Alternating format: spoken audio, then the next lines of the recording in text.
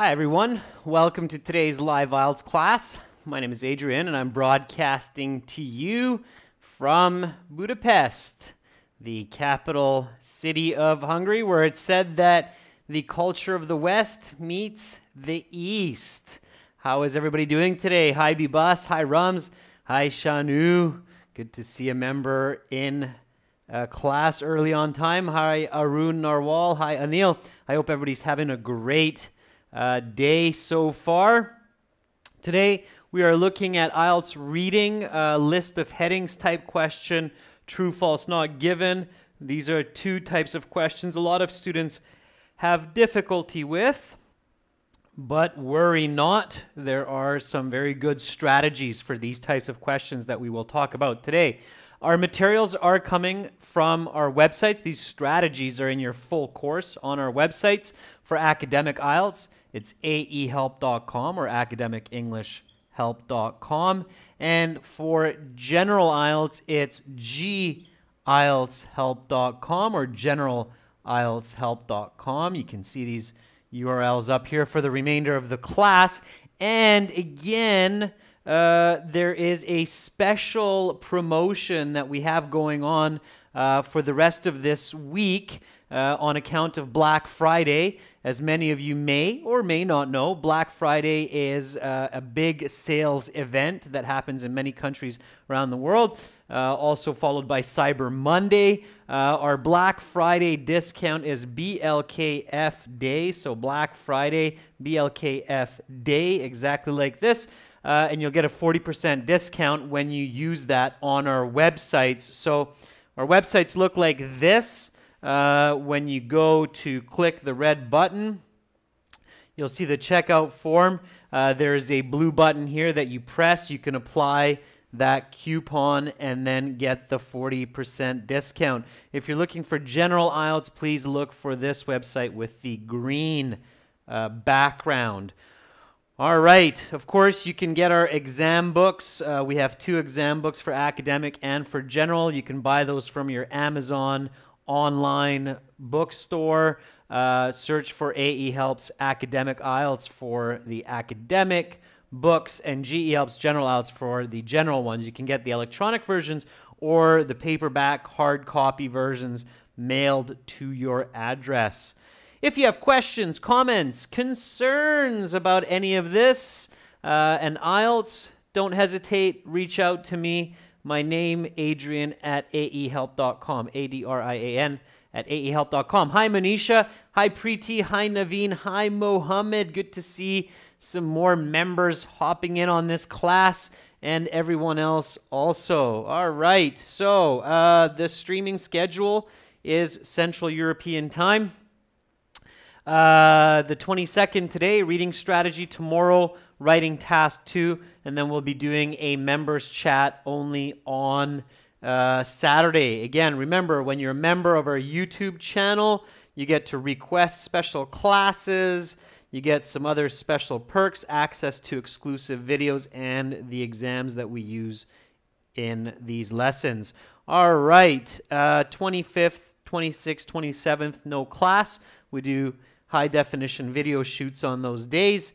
And let's get into our reading strategies. So here we go. This is a reading passage taken from our book number 1. This is exam number 1, passage number 2, for those of you that have this. Jubilant's still around, Manisha. He's still around, don't worry. All right, so this is a list of headings type question. Notice something interesting. It says here, let's read the question. So it says, you should spend about 20 minutes on questions 14 to 26. That's because this is our second reading passage. You have reading audio in your full course, so we actually have British speakers, women and men, reading these passages to help you learn and improve your reading. And then this question, list of headings, it's very common. You see this question in the academic IELTS reading, and you can also see it in the general IELTS reading as well, especially for section 3, the longer passage in the general, okay? So have a look at this. It says reading passage 1 has 7 paragraphs, A to G. Choose the correct heading. Another way to think about the word heading is choose the correct title. Okay, so you can think about it as choose the correct title. When you think of heading, you can think of it as title for paragraphs A, C, and so on, D to G. Okay, A, C, and D to G, you can guess because B is the example. From the list of headings. Okay, and then you write the correct number, Roman numerals 1 to 11, in boxes 14 to 19 on your answer sheet. There is only one correct answer for each of these. So let's take a look at these right now. Now, this type of question, should you read this before you read the passage, or should you wait till read it after? Okay, this is a throw out to everybody who's watching. So remember, some questions you shouldn't read before you read the passage because they can confuse you. This one, should you read it before you read the passage or read it only after? So Manisha and Jeffrey both agree that it's before. Muhammadam also says, yeah, before. Daxil says after, but no, it's actually before the passage. There is something interesting about this question. This is the only question in the IELTS that you see before the passage. Okay, so notice how the question is here, and then the passage comes after the question. So here's the passage, okay? And then, of course, you have the rest of the questions after the passage. Now, every other kind of question in the IELTS, all other 10 types of questions come after the passage because the IELTS examiners feel that every other type of question you should just read after the passage. I disagree. I think you should read some questions before the passage, but definitely the list of headings, the exam makers of IELTS, as well as myself, agree that you should read it before the passage. Why? Why should you read this one before the passage? So let's start talking a little bit about strategy for this list of headings. Okay, so list of headings, read before the passage. Why? You should always be thinking why for these kinds of ideas. Zoya says because they're very short. Not really. Shaima says, well, because you identify some key words. Yes, you're kind of right. Why else? Naveen says, well, list of headings will give you a really good idea of the text, of what you're actually reading, okay? And you're absolutely right. Mohammed, you're not right there. Not all the information is in the passage. Some of those headings are wrong and they're not necessarily in the passage, but they give you a very good idea of what you're going to read. So read before the passage because they give you an excellent insight into the content of the passage, okay? Why is that? So why can you learn what the passage is about? Well, because list of headings questions answer the what question. So these answer what is the paragraph about, okay? So they give you the topic, of course, right? Because it's list of headings. So the topic for each paragraph, okay? So they answer the what question. That's the other reason why you should read it before the passage, because these ones you answer as you read the passage, okay? Also, you answer these as you read the passage.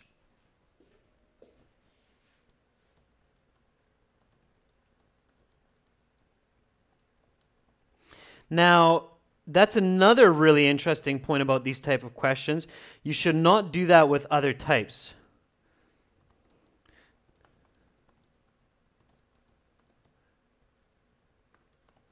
Okay, so the list of headings questions are the only ones that I tell students to answer while you're reading the passage, okay? You should not answer any other kind of question while reading.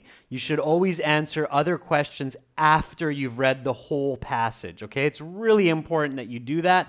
Yes, you have enough time for a lot of students that at this point say, but Adrian, I just don't have enough time. I can't do that. I have to answer while I read because I don't have enough time. No, that's not true. You have enough time. 20 minutes is exactly 1,200 seconds. It's a lot of time. A native speaker could read one of these passages at least 3 times in 20 minutes. So you should be able to read it once and understand it and answer the question. So you have time as long as you take the correct steps, stay calm, and not flip pages between the questions in the passage like a crazy squirrel that's had a whole bunch of energy drinks or a Red Bull or something, okay? That's not your goal here, all right? So this is the only question that you read before the passage that has extra answers, and you answer while you read the passage because it answers the what question. It helps you to understand the passage, and it makes sense to answer it step by step as you read the passage. You'll see what I mean because we're going to do that in a minute. Now, there is one more strategy, okay? So there is one more strategy for list of headings that you should practice, especially at home with pencil and paper. What is that? I think a lot of our members that watch these classes regularly and other students might know this answer. So Pranaya, do not skim and scan unless you want to get a band score of 6, okay? Skimming and scanning works until band 5, 5.5, maybe 6. Does not work after that band score. If you can get a higher band score, you could get a higher, even a higher one without skimming and scamming. Okay, Roshni says paraphrase. Yeah, paraphrase, absolutely. So paraphrase these questions at home, okay? So let's do a couple of these together. So let's do a couple paraphrasings. Okay.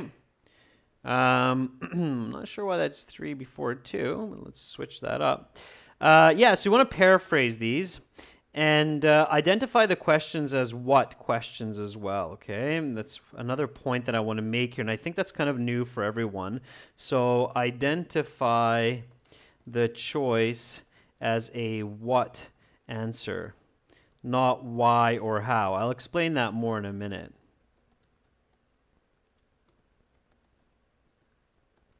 I bet some of you can already guess what that means.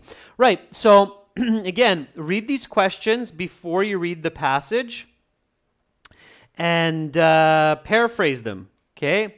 So list of headings: violent eruptions, magma, lava, and new islands. Okay, how can I paraphrase this one? Violent eruptions, magma, lava, and new islands.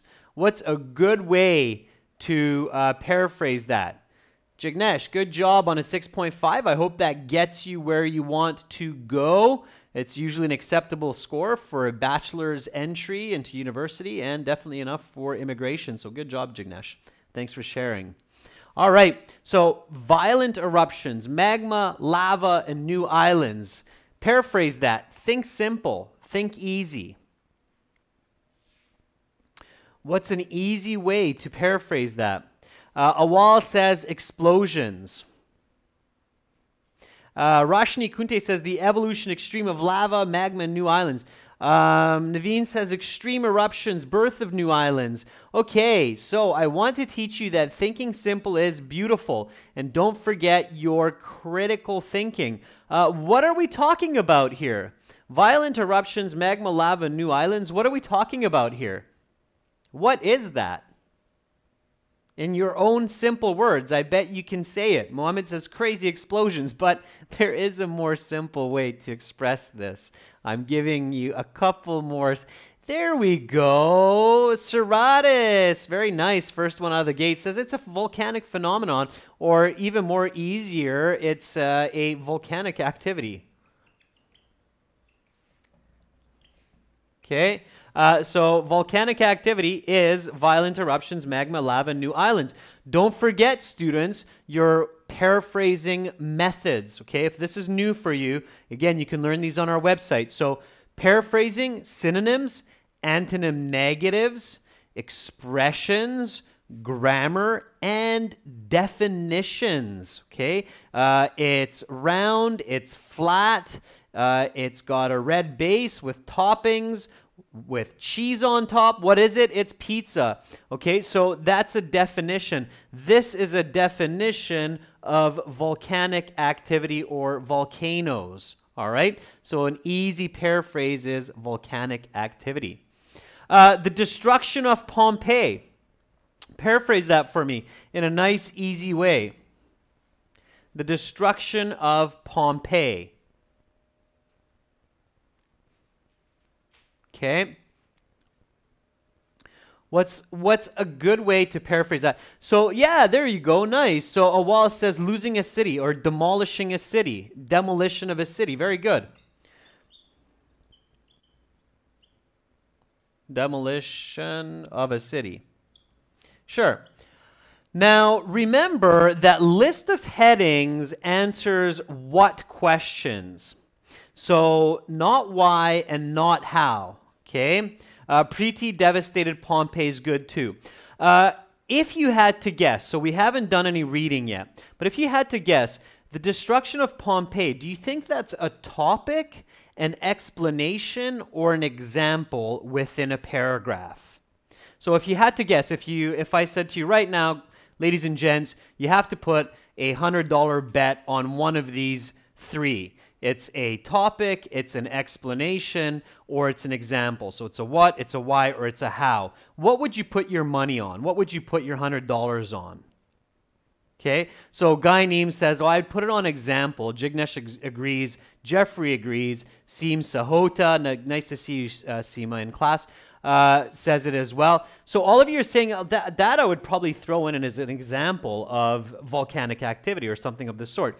Absolutely. So you can already assume that it's unlikely that this is going to be one of the answers. Okay, now, don't be 100%. Don't say, oh yeah, okay, well, I'm going to do that in the IELTS and I'll just cross that out right away and go, well, that's not an answer. But you can start to think, well, maybe that's not going to be an answer for a list of heading because it's not really a topic. It seems more like an example. Okay, if you do find a paragraph and the whole paragraph just talks about Pompeii being destroyed, then sure, that's going to be your example. Or sorry, that's going to be your heading. But unlikely. Okay, I hope that makes sense. Okay, two continents become many. Let's paraphrase one more and then we'll actually get into reading and answering questions. So, two continents become many. What's another way to say that? So Jeffrey says two plates split into many small pieces. Preeti says two areas break into many. Continents become countless. Duxil, it's a little bit awkward. Awal says emerging new continents from just a couple. Sure. So two plates or a couple of plates. Continental plates, right? Break into several. Now, some students that are new here might be saying, why is Adrian doing that? Why is he paraphrasing? It's because your answers are most of the time paraphrased. So you're not going to see the exact same words in the paragraphs, okay? So, again, paraphrase all of them. We're not going to do all of them right now, but you can try that at home. So, paraphrase all questions. When you're preparing for IELTS, so when you're getting ready for IELTS, you want to practice this at home with pencil and paper, this paraphrasing. So, in the real IELTS, when you're sitting the official test, you can do it in your mind quickly, okay? So you don't have enough time to write all these down, but you can paraphrase in your mind if you practiced at home. So when you're reading the question, you go, okay, violent eruptions, magma, lava, new islands. I think they're talking about volcanoes, destruction of Pompeii, losing a city, 2 continents breaking apart, fossil evidence, proof from dinosaur bones. Okay, do the best that you can. If you can't paraphrase everything or all these sentences, don't worry about it. It's okay, all right? Just do your best. Paraphrase as much as possible. Now, because these are a list of headings, for body paragraphs, the answers will usually come from the beginning of the paragraph, okay? So here we go. This is how you should solve these questions. So here we have to answer paragraph A. We're given an example for paragraph B. That's 10. So we'll be able to cross that one out. Let's read together, ladies and gentlemen. So let's go through this together, nice and smooth, and answer these list of headings questions. So here we go. Read with me, nice and loud. Hear yourself. Connect movement of your tongue with your hearing, with your thinking. So read aloud, okay, aloud. It's important to practice reading aloud, especially when learning another language. Seismic shifts, silent drifts. When looking at a map of the world, it is natural to notice that Africa and South America seem to be able to fit together as if they were 2 parts of a former whole. It was this insight which led Flemish cartographer Abraham Ortelius in 1596 to put forward for the first time the idea that at one period the continents were in different places than they are today. It would take over 300 years for the theory to be fully developed, and 50 years after that for the mechanism of the phenomenon to be discovered. Okay, so you read a paragraph like this. This is how you actually do it in the official IELTS. And then in your brain, in your mind, you ask yourself a question, which is our point number 2. You ask, what is paragraph A about? And what's the answer? So what is paragraph A about? Answer it on your own, and then match up the closest choice from the list of headings. Okay? So match up the closest one.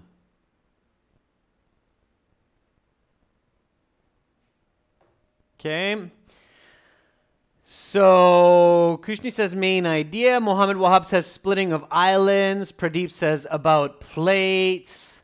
Jeffrey says about a feature on today's map. Okay. Farhim says 2 continents or 2 plates divide into many. I don't think so. Now don't panic, ladies and gents. The introduction and the conclusion are usually the most difficult.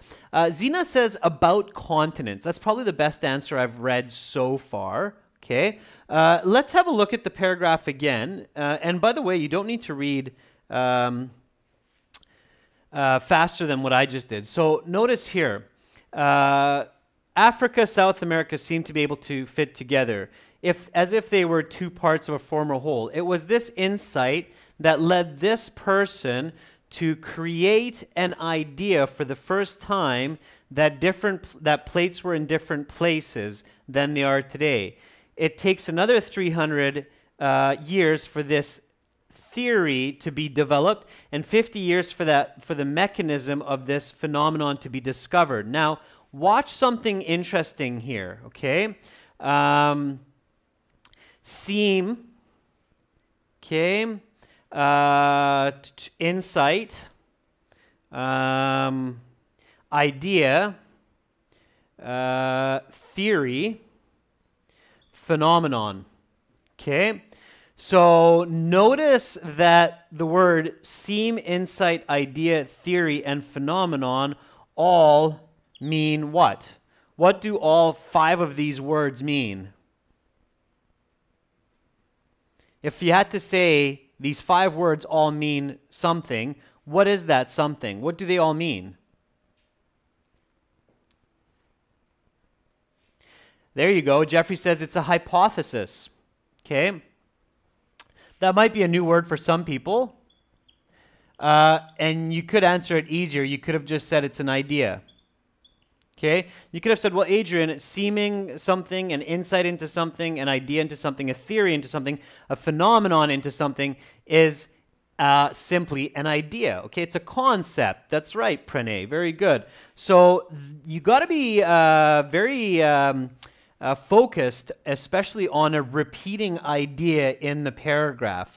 When you have an idea that's repeating in the paragraph, a concept, in this case, concept itself, then you have to realize that that must be connected to what the paragraph is about. So let's take a look and see if anything matches what we're talking about here, okay? So violent eruptions, magma lava in new islands, the destruction of Pompeii, 2 continents become many, fossil evidence, adjacent continents, an intuitive notion, the ring of fire, the invisible threat, Gondwana comes together, a hypothesis of unity and disunity, a mechanism to match the theory is found. Okay? So which one of these? Now, a lot of you are saying it's X, but careful, paragraph B is X. Okay? So here, X is already for B, so it cannot be X. All right, sure. So we thought it was maybe X, but we realized that it cannot be X because one choice for one answer only for list of headings. So it cannot be X because that's for our example paragraph B. So what's the next one that could work? Which one of these besides X is the second best answer? Let's see if anybody picks it out. Okay, Pranay says, well, I think it's VI. And I'm picking on Pranay because he's got the right answer. An intuitive notion. Okay? Now, of course, this is where vocabulary will help you because we realize that notion equals what? What does the word notion mean? Notion means idea. Okay? Intuitive is like insight. Okay? So intuitive means that I have a feeling that it's going to rain because the clouds are very dark and gray. So my intuitive notion is that it's going to rain. Here, Flemish cartographer Abraham Ortelius had the intuitive notion that the continents are moving around because they look like they fit together, okay? So here the best answer is 6. It's VI. I choose that one and I'm going to go with it. Now, ladies and gentlemen, if you didn't get that one, don't panic, okay? Remember what I just said a moment ago. A lot of times the introductory paragraph and the concluding paragraph are the most difficult to answer, okay? Because you have to have a complete understanding and idea, okay? But notice the strategy that I used, okay? I knew the word notion means idea. Now, if you can't get that, okay, so if you don't understand it, so you're like, oh man, Adrian, that, you know, I don't know if I can do that because I don't know the word notion in English. And so what if I can't figure this out? Then I'm just going to lose that mark. No, don't panic. What should you do? So if you said, oh, well, I thought it was 10, but I know it cannot be 10 because that's given for B, paragraph B. And if it's not X, so it's not 10, then I don't know which one. What should you do? Okay, if you're using good critical thinking, good test taking strategy, and you're like, it's not 10 because 10's B, and I don't really know what my next choice is, and I don't get some of these words, what should you do? Devyeshi Patel, very clever. So Devyeshi says, just skip the question. Hold off on it, okay? Jump to the next one. Absolutely, very clever. So don't answer it, okay? Answer the other paragraphs. Wait till you finish B, C, D, E, F, G paragraphs. And then once you're done all of them, see how many choices you have left, and then start to think about it again. You might even want to finish the other questions like true, false, not given, or matching endings and so on, and then come back to it, okay? So leave it and return to it when you have time. That's right, Mohammed. Very clever. Smart thinking, ladies and gents. Smart thinking indeed, okay? But in this case, I showed you how to get that. So again, VI 6 is your answer, all right? Okay. Don't skip that paragraph, okay, students? Don't skip your example paragraph. Just read it, note that it's X, and then keep going. Please make sure you read that paragraph, okay? Otherwise, you can get very confused for the other questions in the passage. All right, so let's do that now. So here we go. Let's read together. It was not until 1915 that German geologist Alfred Wegener proposed the continental drift theory, which states that the Earth's crust is made up of many sections that float slowly over the molten mantle and core of the Earth. Wegener argued that in the past, the continents were all stuck together. He called this supercontinent Pangaea, which is Greek for all Earth. Wegener hypothesized that approximately 200 million years ago, this supercontinent began to break up and the pieces began to move away from each other. Okay, good. We read that. We visualized it. Okay, we tried to picture that in our mind. We go back. We notice in the list of headings for this one, the answer is given, a hypothesis of unity and disunity. Good. Pangaea is the one giant all-Earth, and that breaks up over 200 million years into many sections. So we know that. That's great. Okay, let's go on to C. Let's keep rocking and rolling here, ladies and gents. Here we go.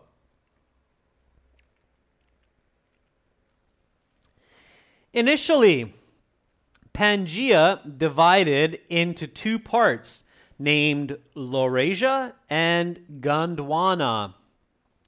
Laurasia consisted of what is today North America, Asia, and Europe, whilst Gondwana comprised modern-day South America, Africa, and Australia. These supercontinents eventually split apart further, resulting in today's continental configuration. It is interesting to note that today's continental alignment is just that. Millions of years in the future, the Earth's continents will appear very different. Given enough time, it is possible that the Earth's land masses will return to a Pangaea-like unified state. All right, so ladies and gentlemen, this is a body paragraph. It starts to get a little bit easier for list of headings. Usually for body paragraphs, the answer comes from the first couple sentences. So again, we ask, what is this paragraph about? So ladies and gents, what is this paragraph about?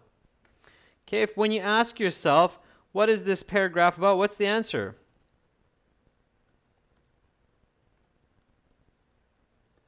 In a very simple way, okay? Don't overcomplicate this.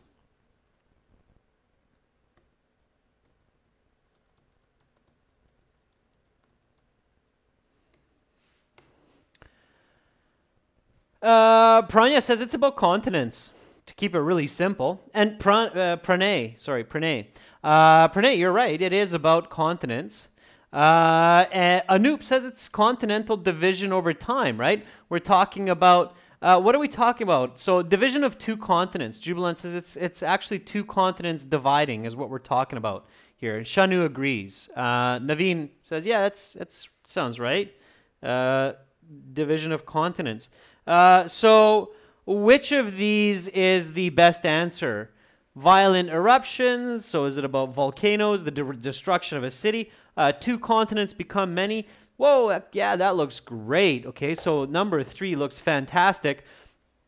4, 5, 6, 7, 8, 9, 10, 11.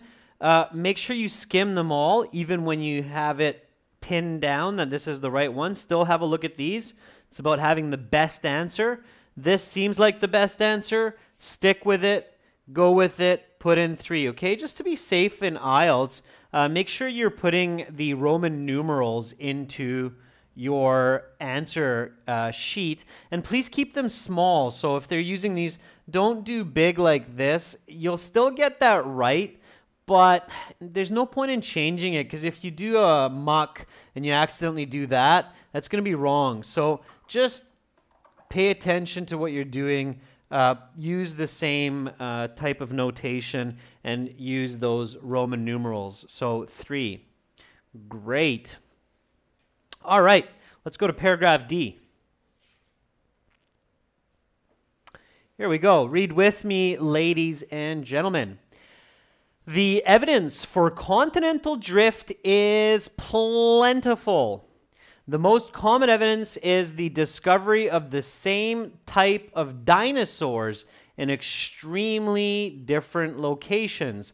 The same type of dinosaur fossil will be found in northeastern parts of South America as well as northwestern parts of Africa. The logical explanation for phenomena such as this is that at one time, these parts of the world were not only connected, but adjacent. Again, the answer is coming already from the first 2 sentences, right? Hamza says, hey, whoa, Adrian, I got this one. It's fossil evidence. It's got to be, right? Evidence. And they are kind of nice with this one. They're giving you a bit of vocab help here. Evidence. Evidence. Same type of dinosaur, okay, in different locations. And then you do have the word fossil here as well to help you out a little bit more. So yeah, okay, we got that one. So what is that paragraph about? Again, always ask yourself the full question. It's about fossil evidence, right, for continental drift theory. That's great, sure. Fossil evidence it is. I'd say that's a safe bet, okay? Again, look through all of your choices, skim them through quickly, but you'll see that that is the best answer. So for that one, it's going to be 4, right? So D is 4. All right, let's keep rocking and rolling. Now, you're thinking, Adrian, really? I only have 20 minutes for this passage. Can I really do this in 20 minutes? Read it all and answer all? Yeah, absolutely. If you don't hear all of my explanations and we're not carrying on dialogues with each other, then definitely. And if you read as fast as I'm reading this passage right now, you can do it in 20 minutes. Not just these questions, but answering the other questions as well. Okay, so here we go. Paragraph E. The evidence for continental drift was discovered long before an explanation for it was found. It was during the 1960s that the theory of plate tectonics was developed. This new theory explained fully the nature of the Earth's crust, that it was broken up into many pieces that tended to smack into each other and pull apart from each other. In extreme cases, such as the Indian subcontinent, A plate's movement can be so severe that it causes massive mountains to be formed when the plate hits another. This is precisely what has happened over the past millions of years with the Indian plate colliding with the Eurasian plate, in the process creating the Himalayas, which include the tallest mountain on Earth, Mount Everest. Okay, what is this? What is this paragraph about? Okay, what is this about? So Pranay says it's about a new theory. So it was during the 1960s that the theory of plate tectonics was developed. It's about a new theory. Pranay, be a little bit even more specific here. What is the new theory? Farheen says it's the explanation of a discovery. What is the explanation of the discovery, Farheen? Farheen, what is the explanation? Jignesh says it's a movement of plate tectonics. So if you answer my question, students, then you realize it's about plate tectonics. It's about the mechanism behind it, right? The plate tectonic theory, Jubilant, James says. Plates colliding. Well, let's see if something matches with that idea. Remember, always have the answer in your brain first so the choices don't confuse you. The very important strategy for multiple choice and choosing answers, okay? Have your answers here and then look for them out there. If you do it the other way, if you look for the answers there first and then try to say, oh, I agrees up here, you'll get them wrong much more often. It's a much higher error rate than if you have them in here first, okay? So, violent eruptions, the destruction, two continents, fossil evidence, adjacent continents, intuitive notion, ring of fire, the invisible threat, Gondwana comes together, a hypothesis of unity and disunity, a mechanism to match the theory is found. What is that? It's plate tectonics. XI, I agree with all of you saying, Adrian, just come on, we're waiting for you here. It's 11. Just say it's 11. We know it's 11. Yeah, it's 11. I agree with you. It is 11. All right. Rock and roll, ladies and gents, rock and roll. You're doing fantastic. Now you got the idea. Notice, students, by the way, now that you have a good idea of what you're doing, a lot of you are answering the same answer, which means that your brains are starting to look at these questions in the right way because you are in a much greater agreement than before with the earlier questions. It's fantastic. All right. Let's look for the next paragraph. Plate tectonics are not only responsible for mountains and the movement of the continents, they are also responsible for volcanoes. Volcanoes usually result from one of two plate configurations. They form in places where the plates are colliding or where the plates are pulling apart. In the first case, the plates come together, pushing against each other, causing friction and heat, which allows some of the crust material to melt, resulting in liquid magma. Because magma is less dense than the surrounding rock, it ends up rising to the surface where it becomes a volcano. An example of this type of volcano is the famous Mount Vesuvius, which destroyed the city of Pompeii in 79 CE. The second type of volcano comes from divergent plates. These types tend to be underwater, as in the mid-oceanic ridges. Volcanic islands such as Iceland and Hawaii were formed by underwater volcanic activity, eventually spewing off enough matter to form land above water. All right, and I can see everybody saying, Adrian, let's just get on with it. We know how this works now. We're so confident on these list of headings questions. I used to think these were difficult, but now I get the idea. Easy peasy. I'm going to get all of these correct. And it's true, by the way, not to poke fun at these types of questions because they do demand respect, and you need to practice these strategies at home. But our students who learn our strategies from our websites, and this list of headings one is a great example, they move from getting 3 maybe 4 of these correct to getting all of them correct, or maybe getting just one wrong. So we've heard that from so many students. So what is this paragraph about? And yeah, a lot of you guys said, and girls said, it's about volcanoes. So this paragraph is about volcanoes. Hi, Marina. Good to see you in class. Long time no see. So you're saying, yeah, it's about volcanoes. And remember our paraphrasing at the beginning of class when we said, hey, let's paraphrase this in an easy way. Violent eruptions, magma, lava, new islands. We're talking about volcanoes. All right. I don't know why I make that sound when I say volcanoes. I think about movies and a lot of other awesome things with volcanoes. So, but very powerful, destructive, demands respect. But yeah, volcanoes. All right. So volcanoes it is. I would definitely pick number 1 here. And then move on. Okay. All right. Volcanoes. Yes, Jeffrey, maybe a scene out of Godzilla was coming to mind there. Perhaps. All right.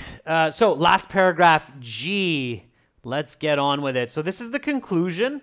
Okay, again, conclusions can be a little bit more tricky, just like the introductions. They demand that you understand the paragraph a bit more complete than the body paragraphs. Here we go.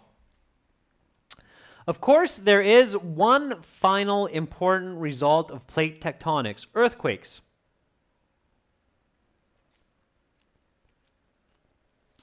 Earthquakes are perhaps the most terrifying of all natural disasters. They are practically invisible. They happen below the Earth's surface and have devastating results. Earthquakes happen along fault lines, places where 2 plates are colliding, diverging, or slipping past each other. In the case where 2 plates are attempting to slip past each other, the most devastating earthquakes can occur. This is because friction does not allow the plates to pass each other until sufficient energy to counteract the resistance has been built up. So, the 2 plates rub up against each other for centuries or millennia until one day they finally slip. This slip is what results in a sudden catastrophic earthquake. If this slip occurs in the ocean underneath the Earth's surface, it can cause a massive tidal wave known as a tsunami. If this slip occurs directly beneath a major city, massive destruction will result. There are many such cities at risk of these earthquakes, many of them along what is known as the Ring of Fire surrounding the Pacific Ocean. These cities include Tokyo, San Francisco, Vancouver, and Santiago. Understanding plate tectonics reveals that it is not a question of if these major cities will get hit by an earthquake. It is only a question of when. And my hometown of Victoria, situated next to Vancouver, is also, of course, on this Ring of Fire. That's a little bit of information about me. But thanks to that, we also have some of the most beautiful nature in the world. All right. So what is that paragraph about? Ladies and gentlemen, what is that paragraph about? Okay. If I had to say it in one word, I would say the final result of plate tectonics, earthquakes. So is it about violent eruptions? No, and we got that one. The destruction of Pompeii? Nope. 2 continents, adjacent continents? Intuitive notion? Nope. The Ring of Fire? The invisible threat looks pretty good. Gondwana comes together, hypothesis of unity. Okay, so some of you are saying the Ring of Fire, but the Ring of Fire is just an example. The invisible threat is earthquake. Okay, we can't see it. It's a danger. It is an earthquake. It's again a descriptive definition. This is an example. Okay, this is a how. This is not right. It's just like the destruction of Pompeii. Okay, careful with those example type responses. We're looking for the what, not the give me an example of it. Okay, so I would definitely go with 8 on this one and go with the invisible threat. Ring of Fire is only one example within that paragraph. Be careful. Okay, So the correct answer there is 8.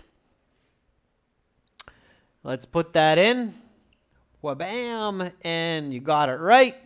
And now you're ready to go on and finish the other questions in the paragraph, which are true, false, not given. Okay, there we go. Hey, true, false, not given questions. All right, so let's talk about these little rascals here. True, false, not given. True if the statement agrees with the information. False if it contradicts, so it's opposite to the information. Or not given if there's no information about it. Okay. So, should I read these before I read the passage? So just like with the list of headings where we said, hey, we should read these before the passage and we should answer them as we read the passage.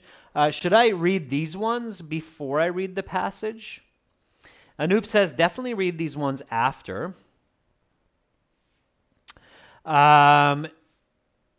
Farheen agrees, says definitely after. Yeah, you always want to read these ones after, okay? The reason why is because there's false and not given information here.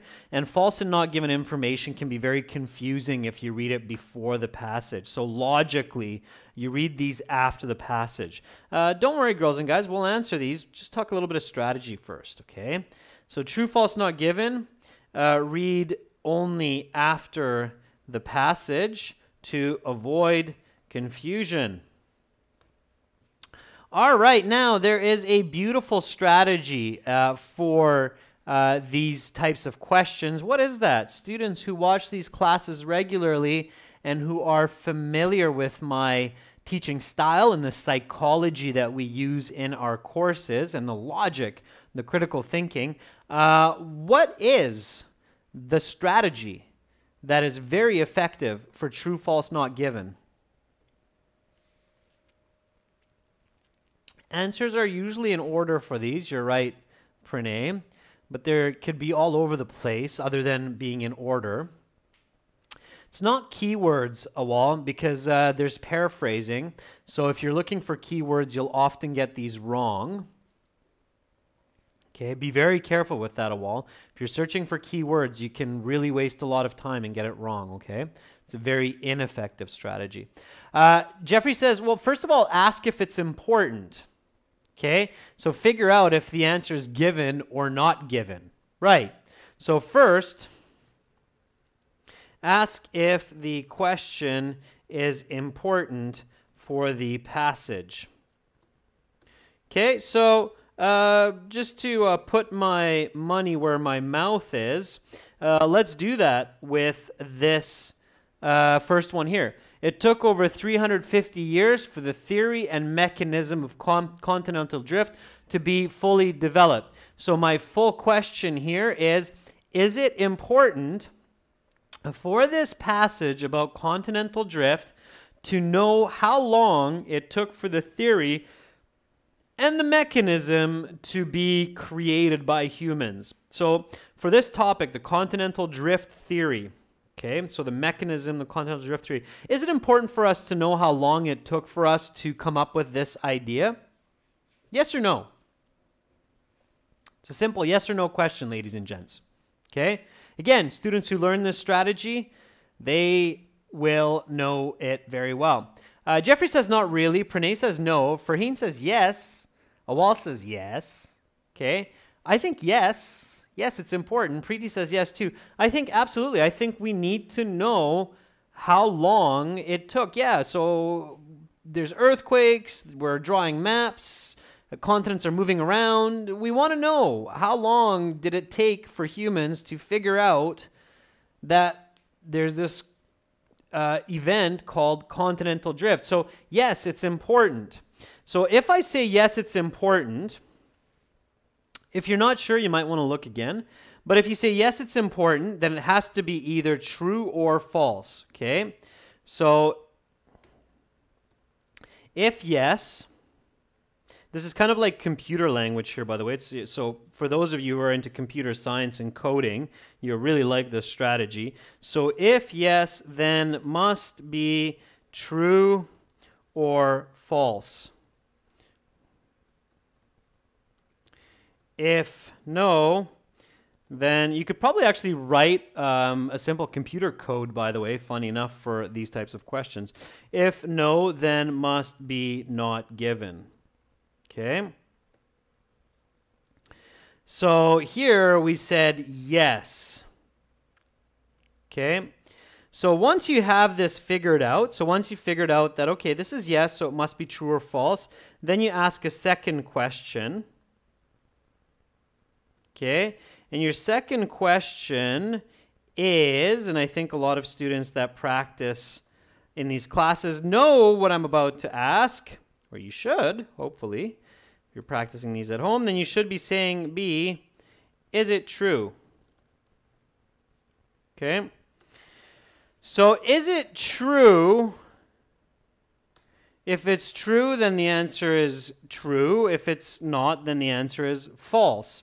So here, it took over 350 years for the theory and mechanism of continental drift to be fully developed. Now, you might say, well, I don't remember that. So if you don't remember that, you might have to skim a little bit. Okay, you shouldn't be skimming for all your answers, but when you see a date like 300 or a number like 350, you can look for this, okay? So skimming for names and for numbers is simple. Skimming for words is very tricky, so I don't suggest it, okay? So here, we want to look for the number 350 or for some numbers. And as Pranay mentioned, the answers are in the order of the passage. So this should be early in the passage. It should be in the beginning. And right away, my eye catches this 300. Okay, so I read it here. It would take over 300 years for the theory to be developed, and oh, there's another number. It's just written as a word, 50 years for after that for the mechanism of the phenomenon to be discovered.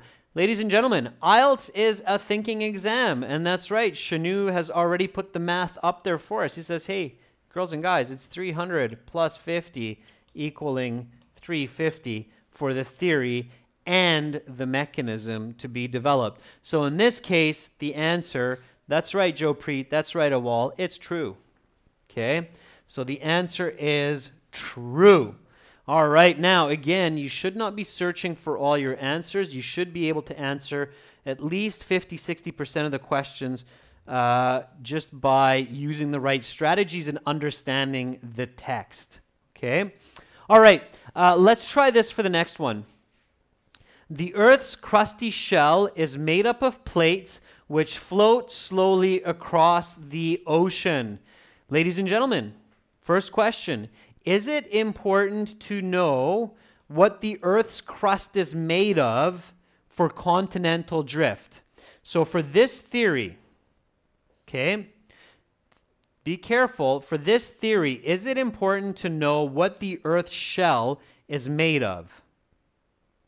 Is it important to know that? Yes, absolutely. It's a part of the mechanism. It's a part of the system, right? So we have to know this. We have to know what the Earth is made up of in order to understand the theory of plate tectonics. So it's very important. So yes, it's important. Okay, so it's important to know what the Earth is made up of and such. Is it true that the crusty shell is made up of plates which float slowly on the ocean? So is it true that these plates float slowly on the ocean? And I saw already a lot of students saying, no, no, no, no. Anoop says, Anoop, I think you said it before as well. You said, no, it floats on the core. The ocean is on top of these plates. These plates are huge. They're deep. The ocean and everything else is on top. So it's got to be false, right? So yes, it's important, but it's not true. So the answer is false. So just put big F. Here, just put big T, okay? So true for 20, big T. 21, important, yes, but it's not true, so it's false, okay? There is significant evidence that India was once attached to Antarctica. Okay, so there's a lot of evidence that India was once attached to Antarctica. Is it important for plate tectonics to know that there's evidence that India was once attached to Antarctica? Is that important?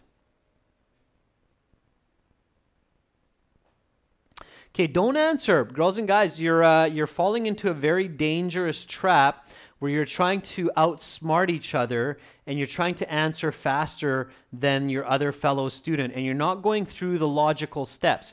If you do that in the real exam, you run the trouble or the danger of getting these wrong. Go through the steps. Okay, worry about yourself. Don't worry about the other students. So go through the steps. Is it important to know whether or not India was once attached to Antarctica for the concept of continental drift? And Awal says, yeah, I think it's important, right? Some of you may say, no, maybe it's not important, so it's not given. Honestly, my honest answer is I don't know. Okay, so maybe it is. I mean, continental drift, we are talking about continents being connected to each other, so maybe it is important. I'm not sure on this one. Okay, I'm not sure on this one. What can I do? Okay, well, again, as I told you, numbers and names are easy to look for. Okay, so here I can do a quick check for names. I remember that there's a paragraph which talks about the connections among different continents of today, where it's two continents break into many. This is where list of headings can really help you. And then I can have a look at that, right? So initially, Pangaea divided into two parts. Laurasia consisted of what is North America, Asia, Europe. Gondwana comprised modern-day South America, Africa, and Australia. These supercontinents eventually split apart further, resulting in today's continental configuration. Do I see India and Antarctica anywhere here? No. Okay. Do I see the word Antarctica? Antarctica is a good word to look for because it's going to be capital like South America. Do I see it anywhere there? No, it's okay. So now I can be a lot more confident and say that, okay, I don't think that information is given. All right? So don't jump. It's okay sometimes on these true, false, not givens to say maybe. If you say maybe, look for another strategy. The other strategy here is look for the names, okay? So I'm going to go with not given on that one, all right? Okay, last question here for true, false, not given. Mount Everest is a result of a collision between the Eurasian and the Himalayan plates.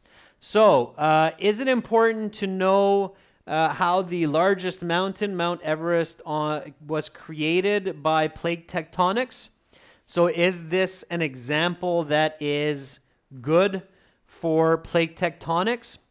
Farheen says yes. Again, it's one that you might say maybe, and if you say maybe, you should be looking for Mount Everest, okay? But it is a good example. It's definitely an important example for plate tectonics. So yes, it's a good example. Okay, so it's going to be true or false. Now we ask our second question. Is it true that Mount Everest was created between the Eurasian and the Himalayan plate hitting each other? Is that true? Rahul Preet says it's false, and SM Istiak Ahmed says it's false as well. Why is it false? And you're right, it is false. Why is it false? So you're saying that's false. Why is it false? Because, yeah, it is a collision, Zenith. It is a collision, but there's something there that's wrong. Okay, and this is where details matter. Yes, it is true, Naveen, that collisions created these mountains. Aha, Anoop says, pay attention, ladies and gents, to details. Anoop caught the important word ocean here. Okay, Plates do not float across the ocean. They float across the liquid rock or mantle of the earth. And Anoop, very good. You caught that it's the Himalayan plate. There is no such thing as the Himalayan plate. It's the Eurasian and Indian plate. Okay? It's the Himalayan mountains, but it's the Indian and Eurasian plate that hit each other. Okay? So it's important, and the answer is false because it's the Eurasian and the Indian plates. It's not the Eurasian and the Himalayan plates. Okay? There's no such thing as a Himalayan plate. Okay? It's just the Indian plates. There's such a thing as a Himalayan mountains. All right? Okay.